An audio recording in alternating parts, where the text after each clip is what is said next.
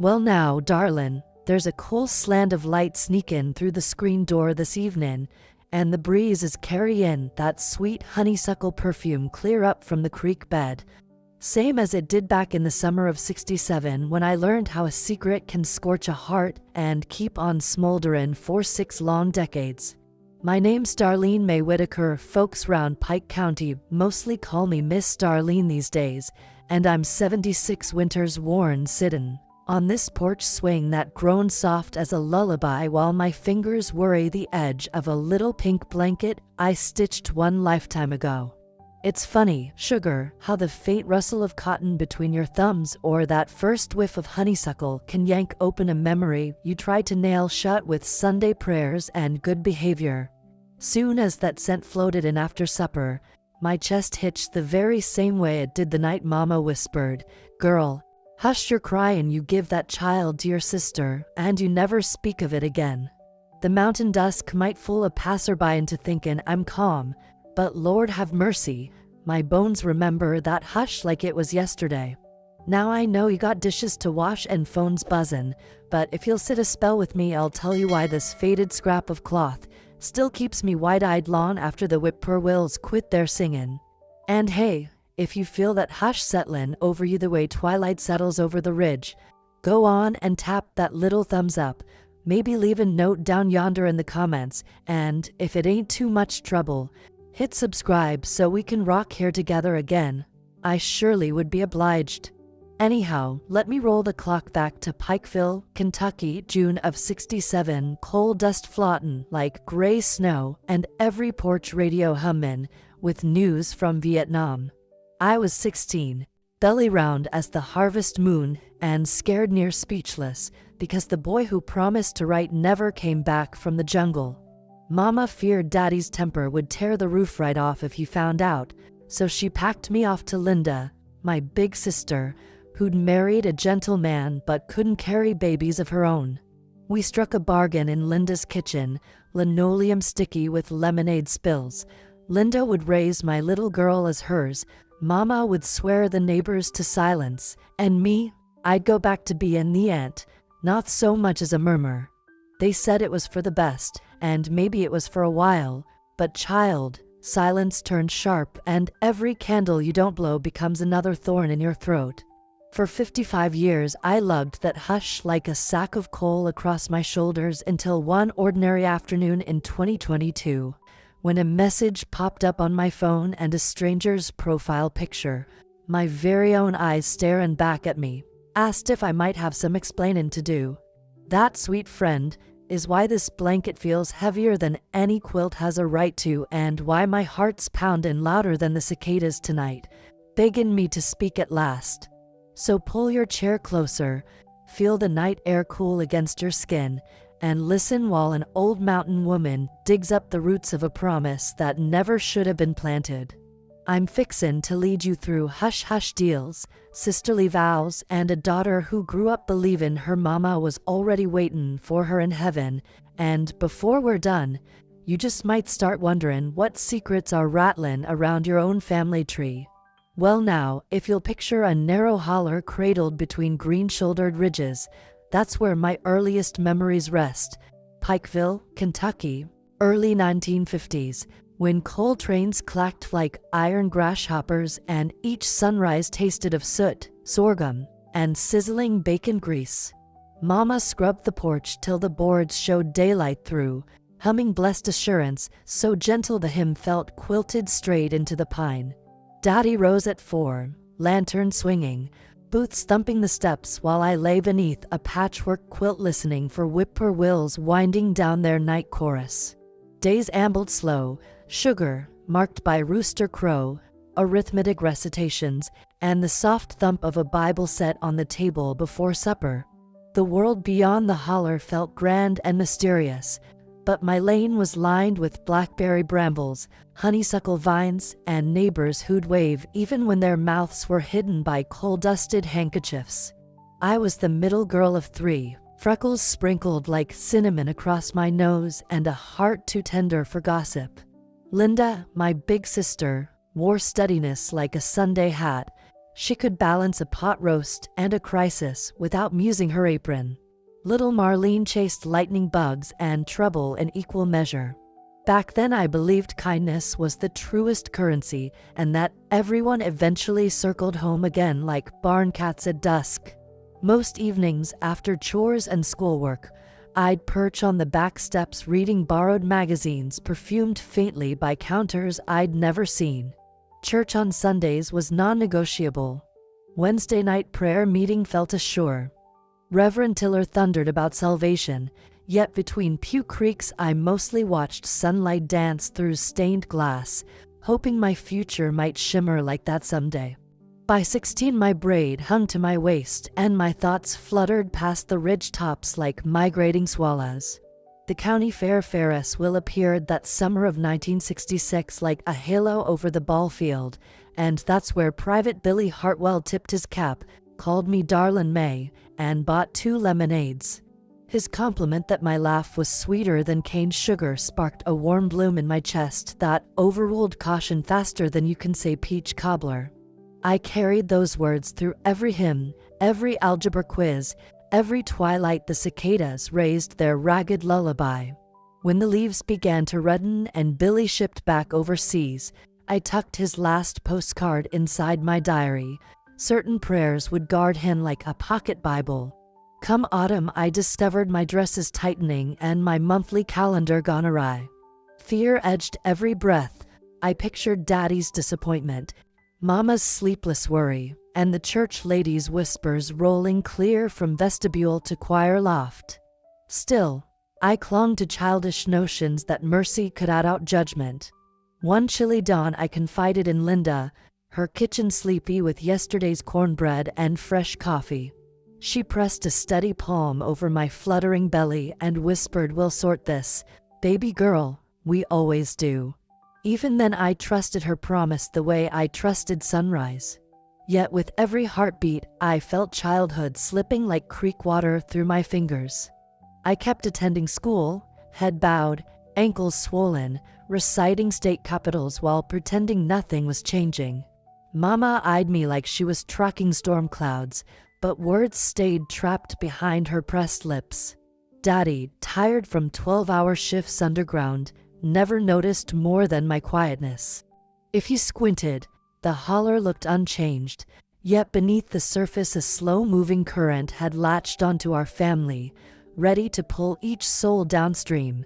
Back then, though, I was still Darlene May Whitaker, barefoot dreamer, believing the world would bend toward kindness if I simply loved hard enough and kept my promises, unaware that one promise was already waiting to unmake everything I thought was certain.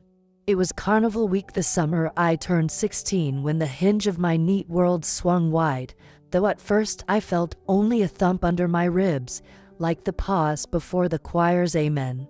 The fair clattered into Pikeville on weary boxcars, lights whirling, calliope music drifting over coal dust. Daddy pressed $2 into my hand, Mama pinned a safety clasp in my blouse, just in case, and I strolled to the field with Ruby Nell, certain nothing bad could find us amid popcorn and cotton candy. By the Ferris wheel a young soldier in crisp khaki leaned against the lemonade stand, boot-toe tracing circles. Private Billy Hartwell tipped his cap and drawled, "Evenin', ma'am. Is that music or angels?" My cheeks flamed, yet my grin came easy. We spoke of hometowns, of stars you see from troop trains, of his orders for Vietnam come September. Carnival noise blurred to ice clinking in his cup and the steady drum of my heart. He bought 2 lemonades, said ladies shouldn't pay, and the taste of sweet citrus still returns when dusk spreads purple over the rich. Before we parted he slipped a ticket stub into my palm. "Keep this, Darlene May, for the day's letters must stand in for smiling." I pressed it inside my Bible and floated home. Through spring envelopes postmarked Fort Benning arrived smelling faintly of gun oil. I read them by length after chores, whispering every line. Linda teased I looked moonstruck, Mama frowned, Daddy stayed silent, gray from the mine. With each letter I stitched a new square into the quilt of dreams I wrapped around us, White House, roses, children's laughter, Then April brought queasiness, then missed days, and suddenly my skirts pinched. The doctor in town confirmed a second heartbeat beneath my own.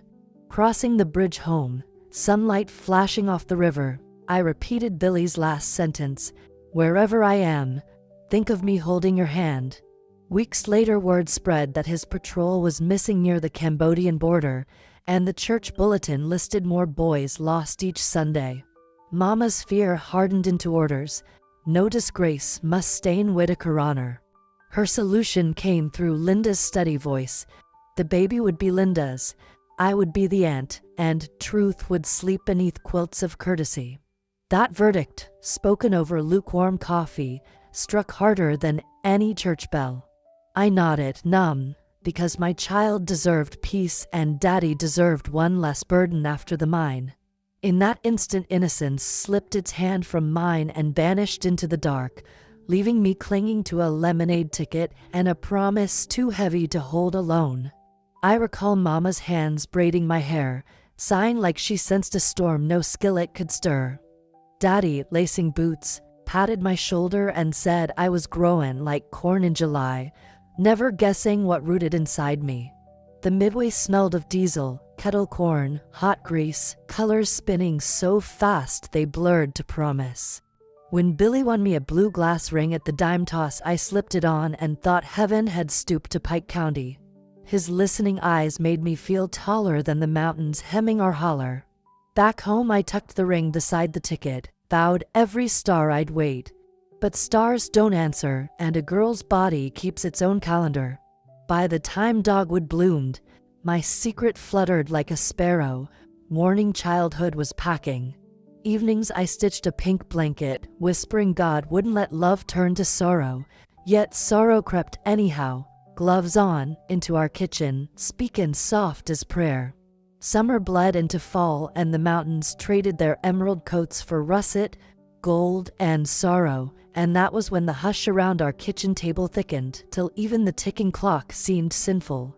Mama kept stirring pinto beans though her knuckles whitened around the spoon, and every glance she shot my swelling waist felt like a church bell tolling shame. She told the neighbors I had a stubborn stomach bug, told the deacon I was helping Linda in Lexington for a spell, and told me, eyes shiny with tears she wouldn't let fall, that Daddy must never carry this burden down into the mine with him. Each dawn, while he laced his boots, Mama fussed so hard over his coffee, he never noticed how I'd taken to pinning my cardigan across the buttons of my dress. At school, the whispers rustled like cornstalks before a storm. Susie Carson asked if I'd been sick, and John Ray smirked when I turned away from the softball game, winded before I ran. My best friend Ruby Nell tried to link arms in the hallway, but I flinched from her kindness, scared Mercy would split me open. The first true crack came when the mailman delivered a brown envelope addressed in stiff army type. Billy was missing in action, presumed captured or worse. I read the words twice before sound vanished, breath froze, and the corridor outside the post office tilted sideways like a funhouse mirror. Mama fetched me home, set me on the sofa with a wet rag to my forehead, and whispered the plan had to move faster. That girl inside me deserved clean papers, a fresh start, a life untethered from scandal or grief. That night, under a single oil lamp, Linda drove back from Lexington, and we three women stitched our fates with quieter voices than lightning bugs. Linda's soft hand circled my wrist, promising she'd give my baby Sunday school lessons and polka dot dresses, promising she'd keep my secret under lock, promising I could be favorite Aunt Darlie, visit on holidays, and never once stir suspicion. I wanted to believe her gentleness could soften the blade of surrender, yet my belly kicked, and Lord help me, the kick felt like a plea, "Mama, don't let go." While we whispered, Daddy's pickup rumbled up the drive. He stomped in, cheeks black with coal dust, and Mama slid the envelope under her Bible before he noticed. I saw her shoulders square themselves, watched her pace to smile across the chasm inside our house, and felt the first real fracture between what parents know and what they bear. Over the next weeks, Mama produced doctor letters, school notes, train schedules, every scrap of paperwork required to vanish a teenage girl's mistake. She withdrew me from 9th grade on doctor's advice, bundled me onto a Trailways bus at dawn with Linda beside me, and kissed my forehead like she was closing a coffin.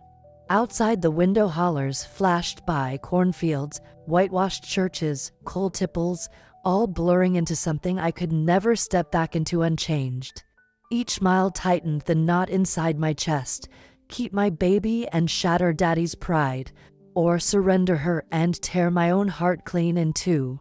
Linda squeezed my fingers, repeating we were doing right by everybody, but when I closed my eyes I saw Billy's grin, smelled carnival lemonade, and wondered if love truly counted for nothing against the roar of gossip. My choice wasn't a choice at all. It was survival drafted by fear and sealed by women raised to mind the neighbors before minding themselves. That's when the quiet rage sprouted anger at a war that stole boys, at a town that judged girls, at a silence that dressed itself up as duty, and that rage would ride shotgun with me clear into old age, humming low while I sewed other people's hems and waited for a knock that might never come. The night Rachel slipped into this world, the whole hospital smelled of rubbing alcohol and overboiled coffee, yet I swear I could taste carnival lemonade on my tongue as if Billy himself were whispering, "Hold on, darling da." The delivery room clock showed 4:12 a.m. when the doctor said one more push, but the instant my baby bawled her first hello, that second hand seemed to quit its circling, like even time bowed its head. A nurse bundled the squirming pink miracle toward the warming lamp, and for half a breath the hush was holy. Then Mama's gloved fingers tightened round my wrist, and Linda's voice, steady as church marble, filled the space where my own words should have lived. "She's my daughter, Rachel May Whitaker Hartley." Paper rustled, pen scratched, and I felt my name vanish the way fog slips off a pond at dawn. I tried to speak, Lord knows I did, but my throat clamped shut. All those Sunday amens turned to sawdust. The nurse glanced at me, confusion flickering, yet before I could gather courage, Mama murmured something about poor dear aunt worn out from the ordeal, and that was that. They swaddled Rachel in the little pink blanket I'd stitched by moonlight, the one with crooked daisies along the hem, and placed her into Linda's waiting arms while I lay shivering, empty as a stripped clean cornfield. Linda pressed her cheek to the baby's downy head and whispered a promise I could barely hear over the roaring in my ears. My heart felt like a coal train grinding uphill, sparks flying, every wheel threatening to jump the track. A nurse offered congratulations to the new mama, and the words struck me like stones. Congratulations, as if I weren't still bleeding, as if my lungs hadn't carried that child's heartbeat for 9 months. I turned my face to the wall, tears carving hot rivers into the pillow, but I made not one sound. Daughters of the mountains learn early that noise invites questions. Morning light seeped through the blinds, and Mama returned with discharge papers naming me guardian aunt, signed in her neat schoolteacher script, because my own hand shook too hard to hold the pen. She kissed my temple, cool, brisk, final, then tucked the pens into her purse like bullets spent. When the wheelchair arrived, Linda cradled Rachel, Mama carried carnations, and I, clutching only a battered Bible and an empty womb, followed them down the corridor that stank of bleach and new beginnings that weren't mine. We reached the elevator, its doors sighed open like a mausoleum. Inside, Linda rocked the bundle, humming the lullaby Mama once sang to us. I stared at the tiny fist peeking from the blanket, each fingernail pearly as dew, and every fiber of me screamed, "Hold her, Darlene, claim her," but my feet might as well have been chained. At the lobby, a volunteer smiled, "What a beautiful family," and my breath hitched so fierce I tasted iron. The volunteer didn't see me flinch. Invisibility had already woven its cloak around my shoulders. Outside, dusk faded the sky to lavender. Linda's husband, Harold, opened their Buick's back door. Mama guided me toward a taxi bound for the station, handed the driver a slip of paper, then folded a fresh handkerchief into my palm as though fabric could muffle a mother's wail. The Buick pulled away first. I watched its taillights vanish like fireflies and knew my child was riding into a story where I'd play footnote, not heroine. Something cracked inside, clean, silent, irreversible, like ice on the pond the moment spring wins the tug-of-war. I lost more than a daughter that evening. I forfeited the right to say my own name without tasting ashes, and I learned kindness can be twisted into quiet cruelty when folks fear judgment more than truth. From that hour on, every tick of any clock reminded me which moment it refused to carry forward, and I have been living in the echo ever since. Folks sometimes reckon the hardest part is the storm itself, but let me tell you, child, after the thunder quits and the sky clears, you're left with a hush so wide it echoes, and that silence will nibble at a soul like mice after the harvest. I stepped off that Trailways bus back in Pikeville 2 days after handing Rachel to Linda, and right away the holler felt smaller, colors dulled, songs shorter. Daddy met me on the porch, coal grime still patterned like feathers on his cheeks, asked if my little nurse helper visit went smooth, and I answered yes in a voice that didn't sound like mine.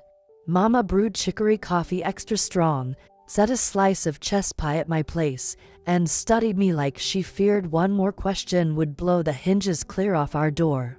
The house seemed unchanged, Bible on the mantel, quilt hoop tucked by the rocker, yet every room carried the faint cry of a newborn only I could hear. School notes were filed, the neighbors fed a rumor I'd caught pneumonia, and by winter I was hired at Mrs. Grubb's sewing shop hemming overalls for men whose wives hummed lullabies each dusk. Thread slipping through denim was the rhythm that kept my chest from caving in, out, tie, snip, breathe. Nights I'd lie awake tracing the emptiness under my ribs, imagining Rachel's cheek against my collarbone, then scolding myself because grieving a living child felt ungrateful and strange. Sundays I sat in the back pew, hands folded, watching Linda cradle my girl 3 rows up, her hair primly pinned, Harold's proud arm behind the bench. Rachel's baby coos fluttered over the congregation, and I'd bow my head deeper, pretending to pray but really memorizing the shape of her ears. Mama would squeeze my knee when tears threatened, and that silent command, "Be still," grew into a second heartbeat. Over months the hush hardened. I quit singing hymns aloud, quit skipping stones on the creek with Marlene, quit writing letters to Billy that never had an address. Folks labeled me the quiet Whitaker girl, which was easier than guessing what held my tongue. My faith shifted, not like a tree snapped by lightning, but like river rocks worn smooth, edges gone, mystery still there, just harder to grasp. I kept asking the Lord why love would be given only to be shelved, and some nights I felt him near, other nights I heard nothing except distant coal trains and my own ragged sigh. Seasons rolled, mine runs, graduations, weddings I attended clutching the pink blanket folded small in my purse. Linda would beam when I complimented Rachel's Sunday dresses, never noticing my fingertips lingering over the hems I'd sewn.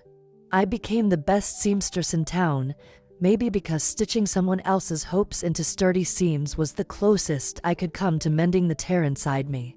Yet every new baby bonnet I finished sent a needle of sweet hurt through my chest. By 30, suitors stopped knocking, deciding quiet women with too much thinking in their eyes made uneasy wives. I rented a tidy room, read dime novels, mailed care packages to soldiers whose names I chose from the church bulletin, and told myself Rachel was fine, sun-freckled, piano lessons, peppermint sticks at Christmas, so my sacrifice must surely count for something in heaven's ledger. But late evenings, when the kerosene lamp hissed, I'd spread that blanket across my knees, trace each crooked daisy, and whisper, "Mama's here," knowing the cloth could not answer back. That's how loss settled, not with wailing, but with the steady drip of days that smelled of denim dust and unanswered prayers. until the sound of my own voice grew foreign and the girl who once believed kindness always circles home faded into a woman who simply waited. Sewing seams nobody else could see. Some years after the hush settled into my bones like coal dust, a small spark of something stirred on a spring morning I least expected. I'd spent decades content to stitch other folks' sorrows into quilts, believing mine too heavy to share, when one Sunday at church I noticed Mrs. Thompson's little grandson, Tommy, perched on the front pew, legs swinging, eyes too large for his face. His mama had taken ill, they said, and he clung to her Bible bookmark as if it might keep her close. During the sermon about burdens God carries for us, my heart caught in my chest the way it used to when I read Billy's postcards by lamplight, and I realized I wasn't too empty after all. After service, I found Tommy hiding behind a hymn board, tears trickling down his cheeks, and I remembered Rachel's first cries, how I longed to cradle her in my arms and smooth her downy head. My hands itched for the weight of a child, and instead of turning away, I scooped Tommy onto my lap and hummed the lullaby Mama taught me. He fell asleep against my apron, and in that moment something cracked open inside me. I could still be useful in this world, and maybe usefulness was its own redemption. Over the next weeks, I volunteered at the church pantry, carrying sacks of flour and rice to families who looked at me as if I carried miracles, not grocery sacks. I took Mrs. Thompson a quilt I patched with daisies in crooked pink thread, the same motif from the blanket I made for Rachel. When Tommy saw those daisies, he stroked the stitches and whispered, "My grandma would have loved this." His words, innocent as honeysuckles smelling in the breeze, felt like an answer to prayers I'd forgotten I'd prayed. I began spending afternoons teaching Sunday school, hands chalked white from drawing Bible scenes, and each time I guided little fingers to trace the walls of Jericho or Noah's Ark, I felt my own walls shift. I started taking long walks by the creek, humming hymns to the rhythm of my footsteps, and imagining a dawn where my love stretched beyond one child, one memory. Through those simple acts, stirring stew in a battered pot for neighbors, mending Sunday dresses torn at the knees, listening to lonely widows share stories I, too, understood, I tasted a cautious optimism that life could still bloom after loss. One afternoon, as sunshine danced through beech leaves, I found a thank you note tucked under my front door mat, scrawled in little Tommy handwriting, "Thank you for being my grandma today." My chest both ached and swelled at those words, for I knew I'd filled a void larger than any whole grief could carve. That note spent the night in my Bible, pressed between psalms, and I read it twice before sleep claimed me. As spring ripened into summer, I began to dream again of teaching sewing classes in Mrs. Grubb's old shop, of hosting picnics at the churchyard with quilts spread on the grass, of perhaps one day opening my heart wide enough to face the past without flinching. For the first time in many seasons, I saw promise in small things, a child's laughter, a basket of fresh peaches, a single daisy poking through cracked pavement. I even wrote a letter to a genealogy website out of idle wonder, curious if old branches of our family tree might bear unexpected fruit. Though I kept the secret of Rachel folded against my ribcage like a prayer, I no longer felt trapped by it. Instead, I carried it as one carries a sugar packet, small, precious, a reminder that sweetness can come from places you least expect. And with each day's gentle work, helping, listening, creating, I learned that second chances sometimes arrive not with fanfare but on silent feet, offering a new path forward if you only dare to follow the stirrings of your own heart.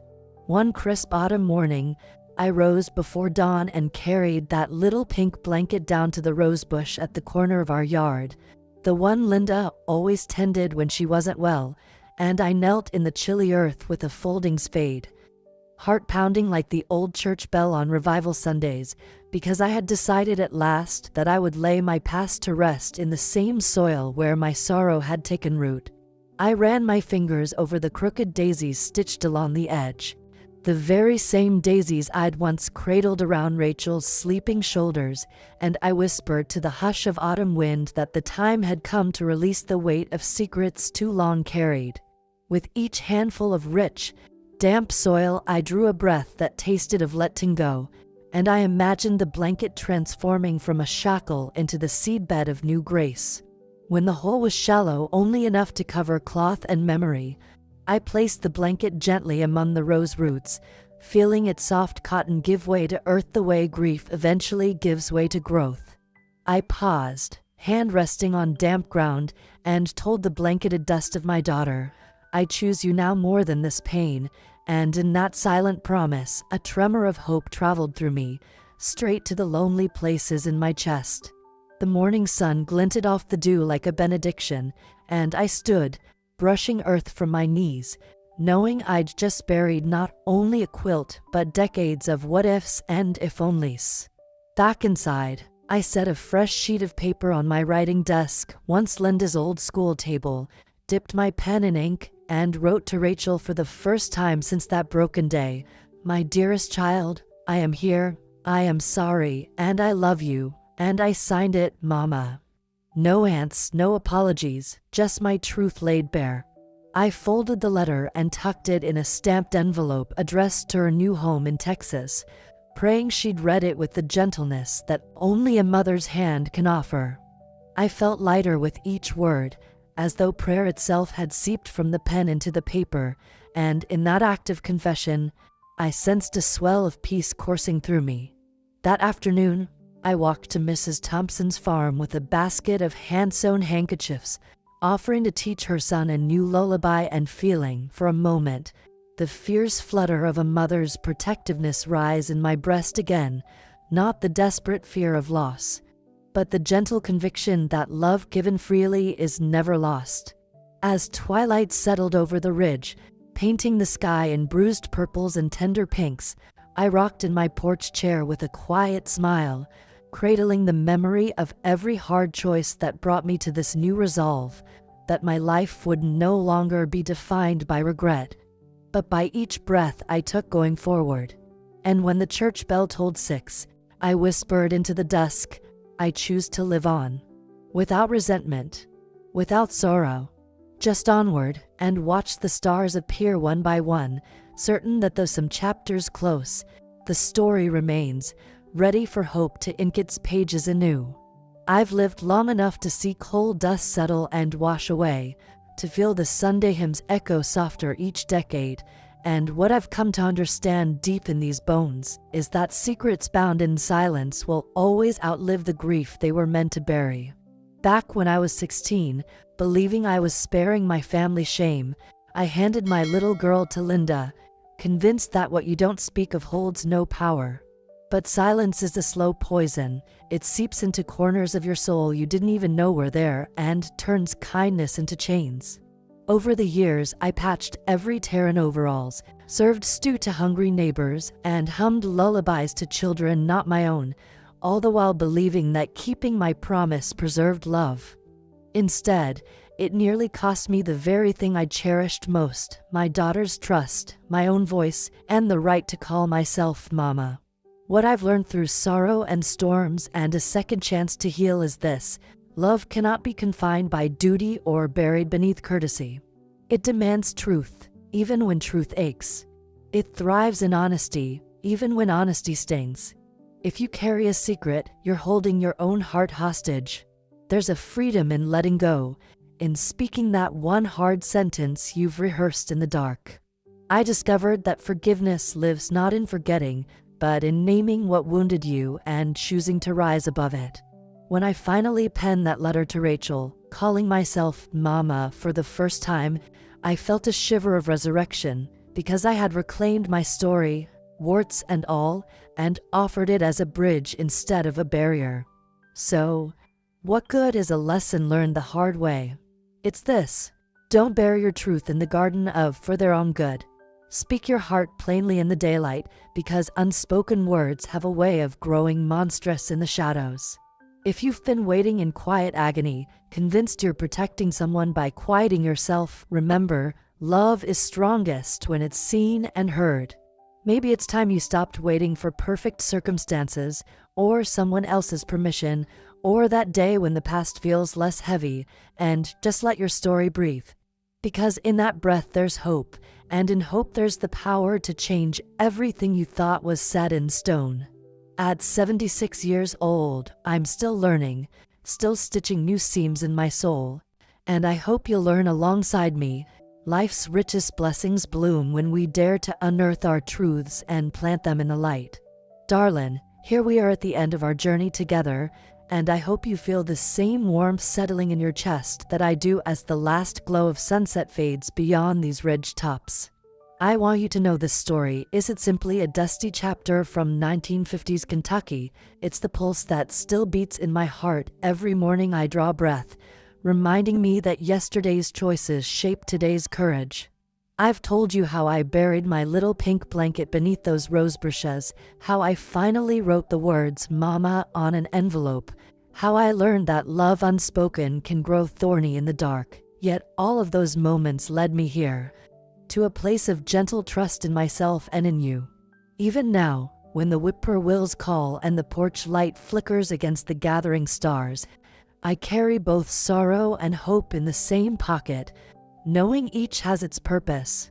My wish for you, dear listener, is that you remember this. It's never too late to stand in the light and claim your own truth. Life's currents may toss us into hidden hollows, but if we reach out, whether to a child, to a neighbor, or to the reflection in the mirror, healing ripples outward in ways we could not always predict. And so I leave you with a question that is settled in my soul like a favorite hymn. Do you think true love should always find its way back? It isn't just a question about lost romances or promises unkept. It's about the love we owe ourselves, the forgiveness we grant our families, and the kindness we offer strangers who might carry their own secret burdens. Perhaps, like me, you will whisper into the dusk that sometimes you feel a presence, a tender reminder that hope endures beyond goodbyes. Sometimes I think he still remembers, wherever he may be, that our hearts were ever bound by more than circumstance. And as you step away from this tale tonight, may you carry its soft echo with you through whatever sorrow or joy awaits. Hold it close, let it guide you, and remember that even the quietest stories can leave the most lasting marks on the soul.